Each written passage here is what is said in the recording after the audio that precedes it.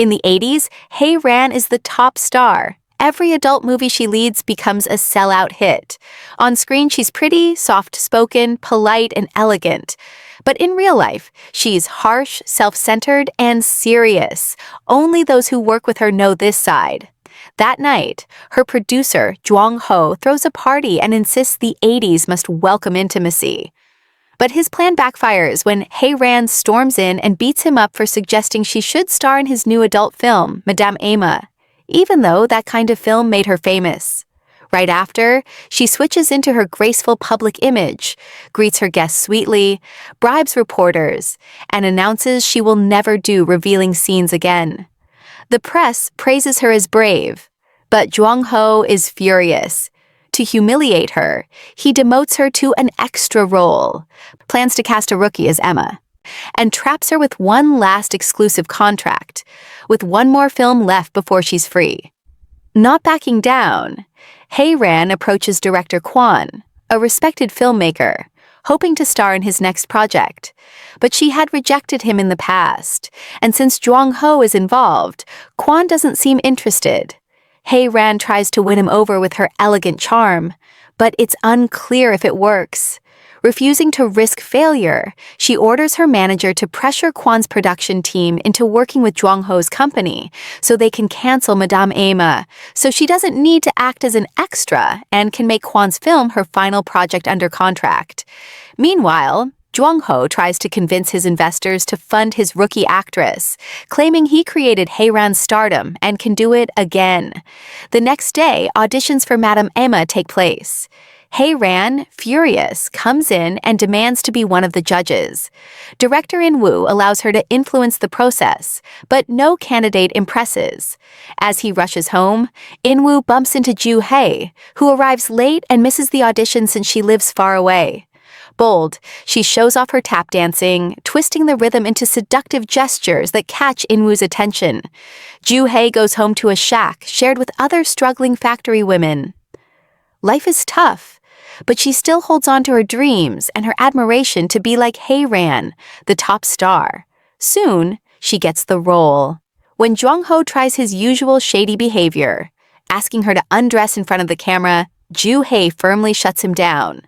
Then Hae-ran barges in, accuses her of sleeping around to get the part, and kicks her out. Joo-hae, however, fires back and accuses her of the same before leaving. Hae-ran's manager continues trying to recruit Kwon's producer with little success. At the same time, In-woo sends Jwang-ho's assistant to track down Joo-hae. After some effort, he finds her at a dance club, performing as a backup dancer, but she mistakes him for a pervert following her around, twists his arm, bites him, and calls out the company for exploiting desperate rookies. Later, she vents to her friend, admitting she doesn't feel special like Hae-ran, even though she admires her. That night, she sees an advertisement of Hae-ran on TV and changes her mind. The next day, Joo-hae returns for another audition. This time she goes topless and declares she will do whatever it takes to become an actress, as long as they make her the next Hae-ran. Watching her boldness, Hae-ran smirks. Hae-ran laughs at Joo-hae and tells her no one can replace her. But Joo-hae refuses to back down and asks the judges for their opinions. Jwang-ho admires her boldness, while In-woo is clearly smitten, and Joo-hae is chosen as the new Emma, which frustrates Hae-ran. The studio rewards Joo-hae with her own apartment, and she immediately convinces her friend, who is preparing for a protest for factory workers, to become her assistant. Her friend feels guilty for leaving but agrees, even though there's no pay, just the promise of a better life. Meanwhile, Hae-ran tries to break her contract, but Jwang-ho reminds her of the consequences. She gives in, but warns him that her loyal fans are the real source of his profits. The factory women send Joo-hae and her friend off, reminding Joo-hae not to forget their struggles, which makes her emotional. Then one reporter comes and hands his name card to Joo-hae. Trouble brews when Jwang-ho's girlfriend, who is also an aspiring actress and sleeps with him to become famous, becomes furious that she wasn't cast as Emma. She ties him up, takes scandalous photos of him, and uses them to blackmail him. At the same time, Hae-ran's manager receives Kwon's first draft of Predation Night. Hae-ran is stunned by its brilliance and rushes to Kwon, begging for the role. Though he warns it might involve revealing scenes, and the story isn't finished, she pleads to be cast, admitting that until now she only chased money, but for once wants to act for art. Her passion inspires him to continue writing, and he imagines a chilling scene of a woman killing her lover during a makeout session. In-woo, on the other hand, rewrites Emma to be more subtle, but Jwang-ho angrily rejects it and insists on keeping it raw and explicit. When In-woo resists, Jwang-ho threatens to fire him. Later, Kwon offers his script to Jwang-ho, but their meeting turns into a disaster. Kwon mocks Jwang-ho's attempt to replace Hae-ran with his girlfriend, and their argument becomes violent, ending with Jwang-ho refusing to produce Kwon's film, and Hae-ran losing her chance at the role. In-woo reconnects with his old friend, a failed actor now working as a bartender admired by women. Out of loyalty, he casts him as the male lead for Emma, though he envies how easily his friend charms others. Meanwhile, a famous fashion designer's assistant styles Joo-hae, but she ends up in an unflattering dress, while Hae-ran gets the elegant custom gown. At home, Joo-hae redesigns her dress into a daring outfit and wears it at the press conference. Hae-ran scolds her in private, accusing her of disrespecting the designer's work by showing her skin. Joo-hae defends herself, saying showing skin doesn't make her indecent, but when Hae-ran refuses to listen, she storms out. Outside, Joo-hae vents her frustration to her friend about how Hae-ran looks flawless, yet treats people horribly. Soon after, they run into a shady reporter from the dance club who harasses Joo-hae and hands his name card to her. Back at the boutique, the designer is upset Joo-hae altered his design, but still creates a new modest outfit for her. Joo-hae then has her first horseback riding lesson, where she surprises everyone by connecting with the horse without force, which only angers Hae-ran more. The script gets censored, and the original Emma version is rejected, since in this new era, authorities don't want any direct revealing scenes anymore. In-woo is furious, but Jwang-ho arrogantly says they can now create the adult content as art, using a more subtle approach, just like how In-woo wanted at first. That night, Emma's male lead drinks too much and drives away on his motorcycle. Hae-ran's manager tells her that Emma's male lead got into a serious accident, and now the Madame Emma shoot has to stop and might even be cancelled. Hae-ran visits Emma's male lead in the hospital. She's thrilled, thinking filming will be cancelled, but Jwang-ho quickly decides to cast a new lead and continue shooting. When Hae-ran tries to stop him, he turns aggressive until In-woo suddenly breaks down. Preparations move forward regardless. Joo-hae throws herself into the role, knowing In-woo only cast her for her looks. She admits she once felt ashamed of her body, but now uses it to her advantage. She flatters In-woo, saying he can outsmart the censors, inspiring him to rewrite the script. But when the new pages arrive just 15 minutes before filming, she panics while Hae-ran stays calm. During shooting, Joo-hae struggles to remember her lines, while Hae-ran delivers them flawlessly and smirks. The pressure forces a break.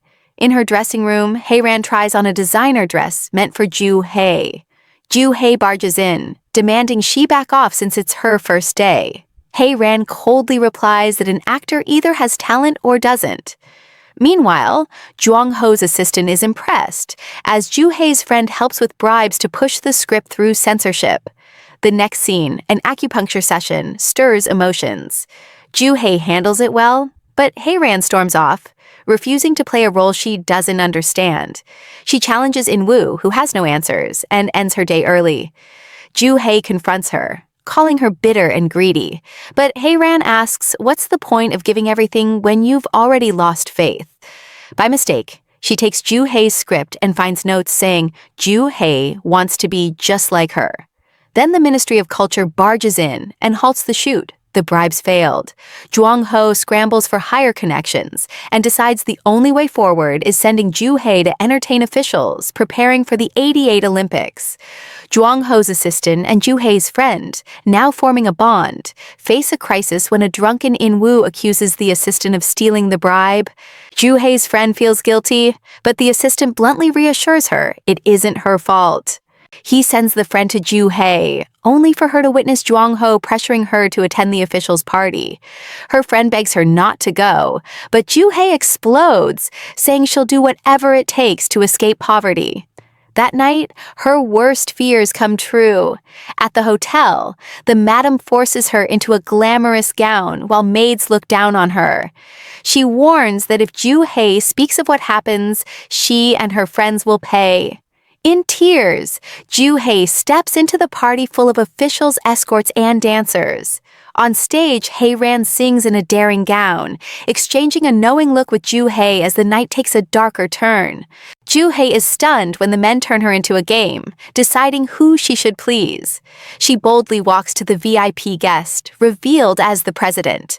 As the party grows darker, Hae-ran questions why Joo-hae is fighting for a film not even released yet. Her words cut deep. The VIP promises to make Joo-hae a star if she spends the night, but she begs for a chance to prove herself properly since she isn't even an actress yet. Amused by her innocence, he lets her go. Hae-ran then steps in, calling Joo-hae unworthy and offering herself instead. Shaken, Joo-hae is driven home by Choi, who gives her cash and tells her to swallow her pride since she already played her part. Meanwhile, Hae-ran slaps Jong-ho in anger, reminding him he once forced her into the same situation as a rookie. Jong-ho argues they have no power against officials. Their fight explodes until Hae-ran throws down the filming permit she secured, which allows them to continue shooting. She declares she won't end her career in disgrace and demands a new script. Suddenly, Jong-ho's drunk girlfriend storms in. Furious, he shielded her from the party she wanted to attend. Outside, Joo-hae thanks Hae-ran for her harsh words earlier, saying that gave her the courage to reject the VIP. She opens up about her troubled home life and why she needs success. Though Hae-ran stays stern, her tone softens as she asks Joo-hae's real reason for acting. Joo-hae recalls a high school play where she first felt alive on stage. Later, Joo-hae's friend finds her at home with the money. Overwhelmed, her friend cries, but they agree bitterly that nothing matters. Instead of keeping it, Joo-hae gives all the cash to reporter Yang to support his protests for factory workers. He worries for her, but promises to help if needed. Elsewhere, Hae-ran looks back at her own first script, marked with notes like Joo-hae's. She begins revising the script with In-woo, who wants to mix women's emotions with European art films and bold Japanese styles that are erotic but nonsensical. However, Hae-ran tears it apart, rejecting his focus on cheating, forced intimacy, and male lust. She tells him to concentrate on the erotic and nonsensical aspects, while fighting for women's rights, and he starts rewriting. Meanwhile, Jong-ho's assistant sends Joo-hae's friend to pick up clothes and money from a shop backed by the VIP. From now on, Joo-hae will wear those designs. Her friend resents it, but secretly takes extra cash. Filming resumes. Originally, the scene had the male lead forcing himself on Emma, with both women portrayed as enjoying it. In the new version, Emma fights back, and Erica whips him, tying him up for his wife to find. Afterward, Hae-ran unexpectedly praises Joo-hae's acting. Touched, Joo-hae offers her the reporter's card in case she ever faces trouble with the VIP.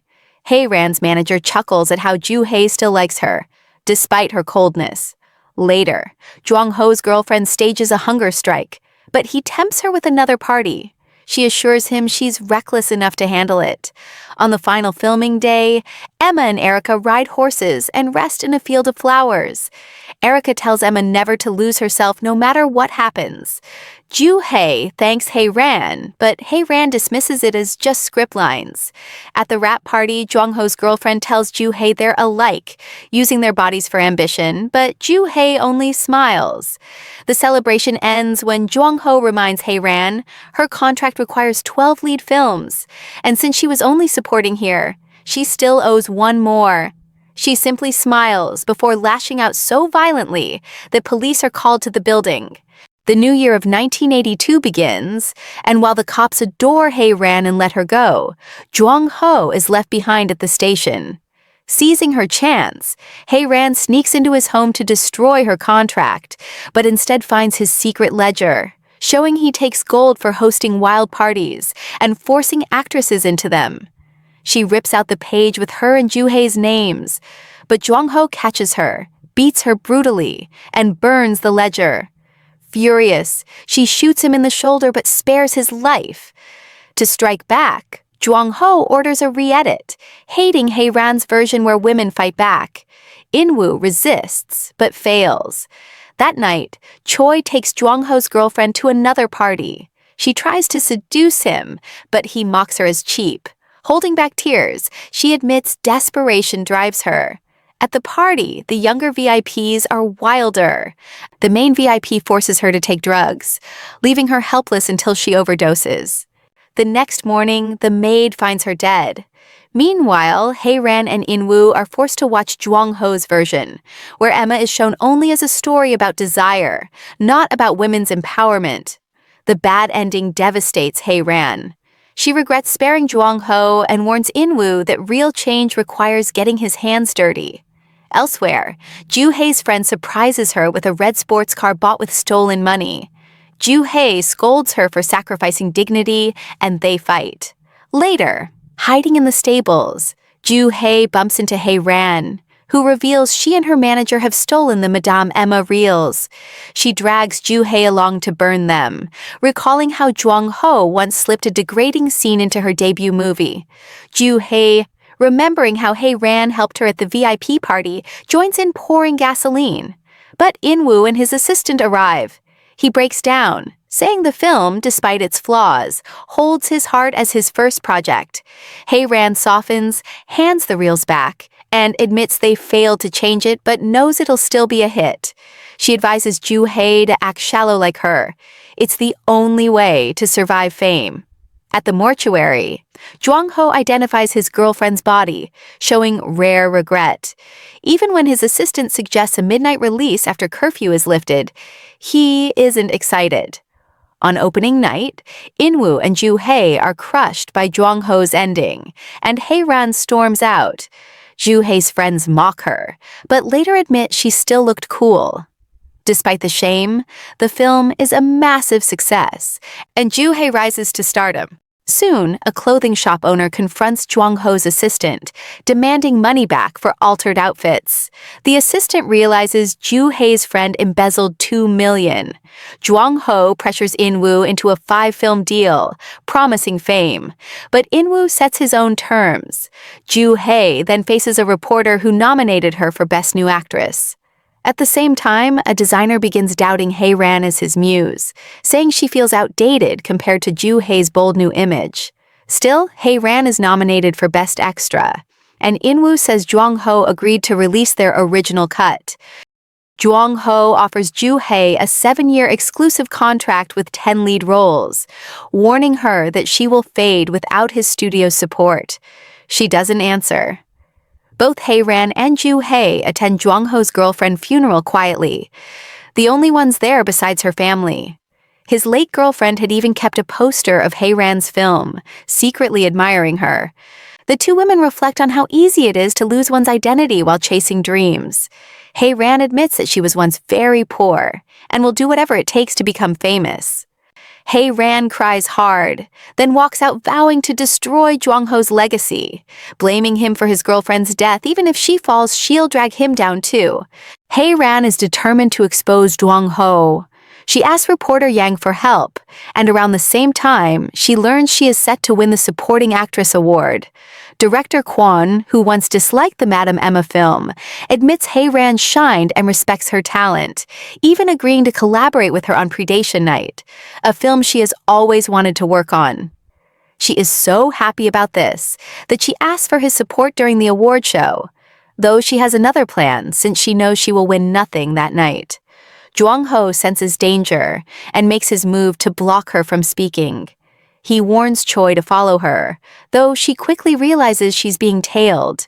He also tells a reporter to ensure she doesn't win, and as extra bait, he arranges a meeting between him and Joo-hae. Joo-hae's meeting with that reporter takes place in her old nightclub. He tries to take advantage of her by asking her to change clothes in front of him. She insults him, and when he tries to hit her, she strikes first and walks away. At the same time, Hae-ran confronts the designer, who has already moved on to Joo-hae. Though he tries to avoid her, she emotionally corners him, demanding he dress her one last time. She's determined to make her final appearance unforgettable. Jwang-ho grows furious when that reporter publicly insults Joo-hae, calling her degrading names. What hurts Joo-hae more is that Jwang-ho doesn't stand by her and only thinks about his image. The scandal damages her reputation. Despite her bold debut, fans still prefer her image as a pure, traditional woman. Joo-hae's friend, overwhelmed, burns newspapers that attack Joo-hae and decides to leave, unwilling to endure the film world anymore. Meanwhile, Jwang-ho's assistant clashes with Joo-hae's friend. He claims he is a man of honor who never steals, but she calls out his hypocrisy for ignoring the dark parties. He fires her on the spot. The award night arrives. Hae-ran wears the designer's gown, originally designed for Joo-hae, while Joo-hae makes a dramatic entrance on horseback, dressed in a bold version of her old dance uniform. Hae-ran looks on with pride as Joo-hae opens the show alongside the other nominees, stealing the spotlight. Yet, thanks to the reporter's schemes, Joo-hae doesn't win. She doesn't mind, though, staying to cheer for Hae-ran, only to be disappointed when Hae-ran also loses. Kwon then receives the Lifetime Achievement Award and invites Hae-ran to accompany him on stage, giving her space to speak. Jwang-ho realizes she's about to expose him and orders Choi's men to stop her. Hae-ran exposes Jwang-ho's crimes, saying he forced actresses to serve government officials for money and favors. Choi quickly tells the broadcaster to cut the show. Outside, Yang and his men spread pamphlets confirming her words. Chaos erupts as Jwang-ho and the officials scramble to silence her. With the help of Kwon, the designer, her manager, and reporter Yang, Hae-ran barely escapes. At the last moment, when she is about to be captured by Choi's men, Joo-hae arrives on horseback and carries her away. They regroup at Hae-ran's warehouse, but victory comes at a cost. Yang and her manager are arrested and tortured for answers. Jwang-ho faces his downfall too. Choi, deciding he is no longer useful, beats him and cuts ties. Hae-ran takes her fight higher, threatening the Minister of Culture with the torn ledger page that bears his name. She warns him to stop targeting her and the actors or risk exposure. Her gamble works. The public rallies behind her, demanding her safety and justice. Choi is betrayed by his own men and arrested to take the blame. Before leaving, Hae-ran tells Joo-hae that if she wants to survive, she must fight back against the industry itself. Joo-hae shares an emotional farewell with her friend, promising to stay strong. Yang and Hae-ran's manager are set free, while In-woo watches the original Madame Emma cut in tears, knowing it can never be released since the studio is shut down. By 1983, Joo-hae makes her debut in Japan, fully embracing her image as a daring symbol. In an interview, she admits it's hard, but insists they are all struggling together, doing what they must to survive. Back at home, Hae-ran smiles as she watches Joo-hae's interview, holding onto a copy of Kwon's script. Meanwhile, Hae-ran's manager steps in as Joo-hae's manager. She receives plenty of offers, but they're all for erotic films. Wearing sunglasses, she orders wine and carries herself with the same aura of confidence Hae-ran once had, stepping firmly into her next chapter. Thanks for watching. See you in the next one. Craving K-dramas or K-movies? Get your bite-sized fill at RecapDumpling.